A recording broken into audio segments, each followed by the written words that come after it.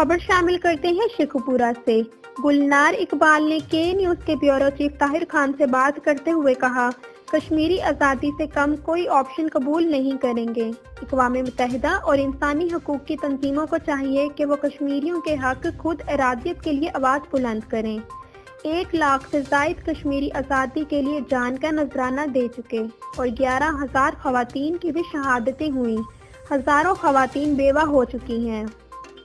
بسم اللہ الرحمن الرحیم۔ میں بنت کشمیر گلنار اقبال، وائس چیئرپرسن مسلم کانفرنس آپ سے مخاطب ہوں۔ آج انسانی حقوق کا دن پوری دنیا میں منایا جا رہا ہے اور اس انسانی حقوق کے عالمی دن کے موقع پر میں اقوام متحدہ اور انسانی حقوق کی تنظیموں سے یہ ریکویسٹ کروں گی کہ وہ مودی سرکار کی دہشت گردی کو بند کروانے میں اہم کردار ادا کریں۔ نہتے کشمیریوں پر ظلم و بربریت کا ایک بازار گرم کیا ہوا ہے اور بھارت کے اس وحشیانہ رویے کی وجہ سے خطے میں امن تباہ ہو کر رہ گیا ہے۔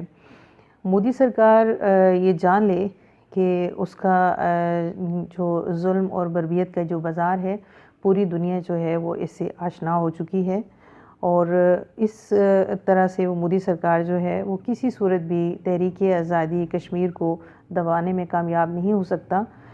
1 لاکھ سے زائد آزادی کے متوالے جو ہیں وہ جام شہادت نوش فرما چکے ہیں اور ہزاروں خواتین بیوہ ہو چکی ہیں۔